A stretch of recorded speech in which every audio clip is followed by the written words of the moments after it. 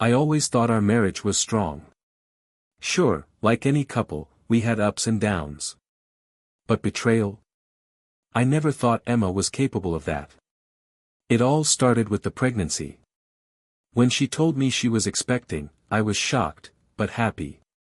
We'd been trying for months, and I thought this was the miracle we were waiting for. I remember hugging her in the kitchen, spinning her around. She cried into my shoulder. At the time, I thought they were happy tears. Now, I realize they were guilt. Fast forward 9 months. I'm pacing the hospital hallway while she's in labor. Her sister, Natalie, is sitting beside me, unusually quiet. I didn't know then, but she knew. Everyone knew, except me. Then the nurse called me in. "She's asking for you." I walked into the delivery room. Emma looked exhausted but smiling. She held the baby, a tiny bundle wrapped in blue. "Do you want to hold your son?" she asked, eyes shimmering. I reached out, heart pounding. But the moment I looked at that baby's face, everything inside me froze. He looked nothing like me. I stood there, my hands hovering, suddenly unsure whether I should even touch the child. He had features that didn't match mine, not even remotely. Different eyes. Different skin tone. Different everything. I slowly turned my gaze back to Emma. Her smile faltered. She knew exactly what I was thinking. "Babe, newborns change a lot in the first few days," she whispered, like it was rehearsed. "He might not look like either of us right now." I didn't say a word. I simply stepped back. Natalie walked into the room just then with a bouquet. She froze when she saw my face. Her eyes widened, she knew I had figured it out. Emma's smile completely faded. "Can we talk?" "Alone?" she asked the nurse. Everyone cleared out. Now it was just the two of us. And the child. "I need to tell you something," she said, not looking me in the eye. "You think?" I replied, my voice colder than I meant it to be. Emma broke down. "It was a mistake, just one time. We were fighting, you had started sleeping on the couch, and I felt alone. I didn't think I'd get pregnant, I swear. But when I found out, I was terrified. I stayed silent. Every second of silence felt like a verdict. I want us to raise him together," she added, reaching for my hand. "You've always wanted to be a father. He doesn't have to know. You can sign the certificate. Please." I looked at her hand. Then I looked at the baby. Then I said the one sentence that shattered her completely. I took a deep breath. My heart was pounding so loudly I could barely hear myself speak. "I'm not signing anything," I said firmly. "That's not my son." Emma's face crumbled in an instant. Her lips quivered. "Please, don't do this. Don't leave us like this." "Us?" I snapped. "There is no us anymore. You made that decision the moment you climbed into someone else's bed." She looked down, ashamed, tears falling silently onto the baby's blanket. "You didn't just cheat," I continued, my voice trembling with emotion. "You built a lie on top of it. You let me plan the nursery, paint the walls, choose the name. You let me talk to your belly every night like a fool, all while you knew. I didn't want to lose you," she choked out. "You lost me the second you asked me to become a father to someone else's child and pretend it's mine," I said coldly. She clutched the baby tighter, her sobs now uncontrollable. The reality was setting in for her. Then she said the words that took me from furious to completely stunned, "Then test him. If there's even a small chance he's yours, will you stay?" That's when I realized, she didn't even know for sure who the father was. I stared at her in disbelief. "You mean to tell me, you don't even know who the father is?" I asked, my voice low and razor-sharp. Emma nodded slowly, shame written across every inch of her face. "It could be you. I didn't keep track of the exact dates. We were still, trying. You mean I might be the father, I said, backing away. So you were sleeping with both of us? Around the same time? She didn't answer, which was all the answer I needed. I leaned against the wall of the hospital room, feeling like the floor had dropped out from under me. This wasn't just betrayal. This was calculated deception. Emotional fraud. And now she wanted me to play the role of father just in case. What if he's yours, she repeated through tears. Would you even want to know? I narrowed my eyes. That's the difference between you and me. I would have never had to ask that question.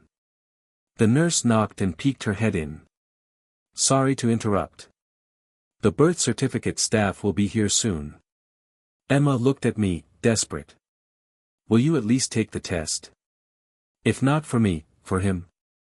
I looked down at the baby. He was innocent in all this. And if there was even a 1% chance he was mine, I needed to know. Fine, I said. We'll do the test. But if he's not mine, I paused. She knew what I was about to say. You'll never see me again. The next day, I went back to the hospital to swab my cheek and sign the paperwork for the paternity test.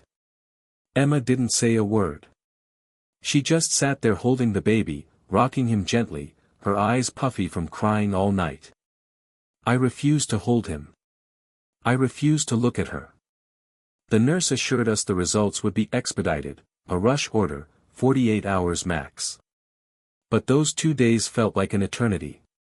I didn't go home. I stayed in a cheap motel across town, unable to sleep, unable to eat, just replaying everything in my mind. The baby's smile. The nursery I painted. The nights I'd whispered dreams into a belly that didn't carry my child. I wanted to scream. I wanted to break something. But all I could do was wait. On the morning of the second day, I got a message from the hospital, test results available. Please come in. I didn't respond to Emma's texts. I drove in silence. My hands shook as I walked into the hospital office, where a woman in a lab coat handed me a sealed envelope. Would you like a counselor present? She asked gently. I shook my head. I didn't need comfort. I needed truth. I opened the envelope right there, in front of her. My eyes scanned the paper, and then locked on the words, probability of paternity, 0.00%. That I stood there staring at the paper. 0. Not 1%. Not even a trace. My stomach twisted. The air felt thinner, like I couldn't breathe. I had prepared myself for this, but seeing it in writing made everything collapse inside me. He's not mine, I said aloud, not even realizing I'd spoken. The nurse gave me a soft, pitying look, but I didn't want her sympathy. I wanted to scream at someone, at Emma, at myself, at the universe. I left the hospital and drove straight to our house. Her car was already in the driveway. I didn't knock. I walked in, straight past the stroller in the hallway, past the stack of unopened congratulatory cards from friends and family, all based on a lie. Emma looked up from the couch. She was feeding the baby with one arm, phone in the other. When she saw my face, she froze. You got the results, she whispered. I didn't answer. I just dropped the envelope on the table between us. She stared at it like it was a bomb. Then she opened it. Her hands trembled. When she read it, she said nothing. No excuses. No spin. Only this, so that's it, then. I nodded. That's it. But, what am I supposed to do? She asked, her voice cracking. I looked her dead in the eye and said, you made your choice when you let someone else into our bed. Now you live with it. I turned to walk out, but she wasn't done yet. She chased after me barefoot, tears streaming down her face. Please, don't leave me alone with this. He needs a father. I stopped at the door. Slowly, I turned around. You should have thought of that before giving him one who wasn't me. And then I walked out. The door shut behind me with a finality I hadn't expected. It didn't just feel like I was leaving a house, it felt like I was closing the door on an entire chapter of my life. For the next few days, I went silent. No calls. No texts. No contact. Emma tried everything, voice messages, emails, even showing up at my sister's place, begging to speak with me. She kept saying things like, "We can get through this," and "He doesn't deserve to grow up without you." But I wasn't going to be guilted into raising another man's child. I wasn't going to pretend anymore. Then one night, Natalie, Emma's sister, called me. "I know you don't want to hear from any of us," she said, "but you should know, the guy Emma cheated with. He's refusing to step up." I didn't respond. He blocked her. She's desperate. And she's scared. She wasn't scared when she lied to me for 9 months, I replied coldly. "I get it," Natalie said. "She messed up. But that baby didn't ask for any of this." I hung up. I wasn't ready for the guilt. I wasn't ready for the grief either, because, as much as I hated Emma, I was still mourning the life I thought I had. The family I thought I was building. The son I thought was mine. That loss was real. A week later, I got a letter in the mail. Handwritten. No return address. Just my name on the envelope. It was from Emma. And what she wrote inside changed everything. My hands hesitated as I unfolded the letter. The handwriting was shaky, I could tell she cried while writing it. "I know you'll probably throw this away before finishing it, but if you've gotten this far, thank you. I don't expect forgiveness. I don't deserve it. What I did to you, to us, was cruel, cowardly, and selfish. I let my fear of losing you turn into a lie I couldn't stop telling. You were everything I ever wanted in a husband. Kind, steady, loyal. And I destroyed that. I understand why you walked away. I respect it. I just need you to know one thing, I never wanted him to replace you. I wanted you to be the father because I knew you'd be the best one. But that wasn't fair to you. You deserved a choice, and I took that from you. I don't expect you to come back. But if you ever want to talk, not for me, but for closure, I'll be here. Always. I'm sorry. More than you'll ever know. Emma." I read it twice. Then a third time. I didn't cry. I didn't rage. I just sat there, numb. This was the closest thing to real honesty I'd gotten from her in months. But no apology could undo the betrayal. Still, a strange thought crept into my head. Not about Emma. But about the child. He was innocent. Blameless. Just a baby caught in the wreckage of someone else's lies. And that thought haunted me more than I expected. The next morning, I stood outside the house we used to share. I didn't know why I was there. I had no plan. Part of me just needed to see, to confirm to myself that it was truly over. The blinds were drawn. The place looked quieter than I remembered. Lifeless. I was about to walk away when the front door opened. Emma stood there, wearing an oversized sweater and holding the baby in her arms.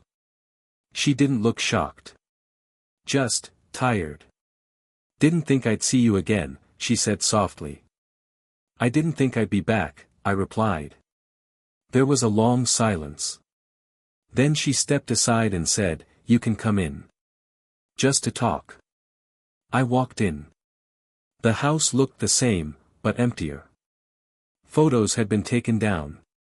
The nursery door was half open, revealing a dim room filled with untouched baby gifts and scattered baby books.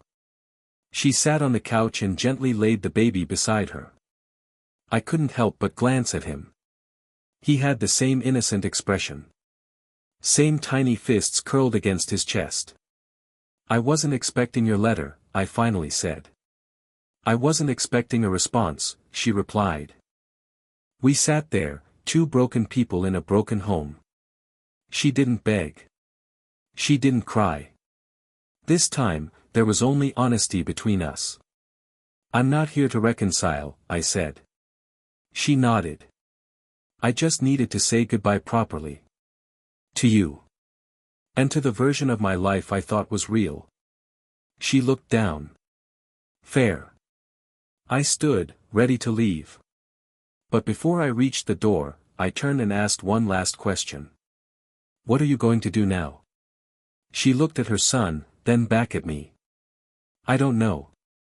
But I'm going to do better. For him. Even if it's just me. And for the first time.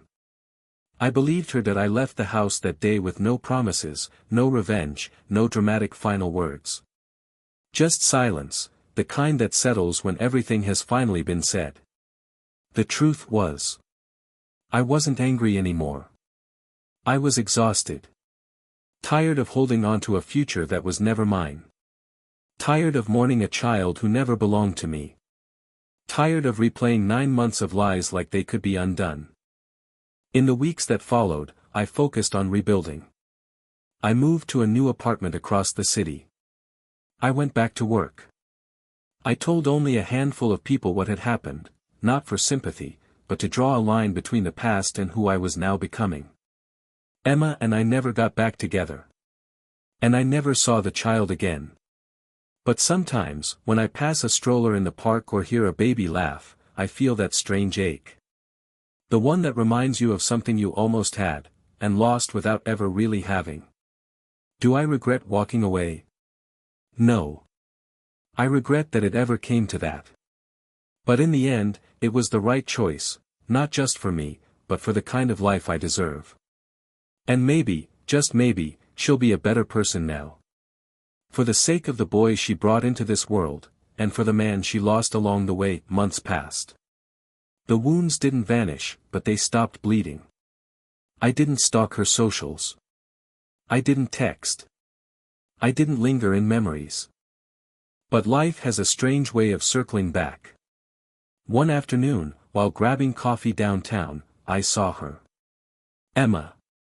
She was at the park across the street, sitting on a bench with the baby in her lap. She looked different. Not broken. Not desperate.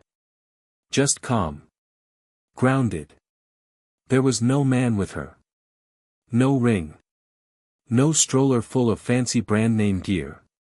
Just her, her son, and a small, worn diaper bag. She hadn't seen me. And I didn't approach. I just watched for a moment, long enough to see her gently kiss his forehead and laugh when he tried to grab her hair. It wasn't fake. It wasn't performative. It was real.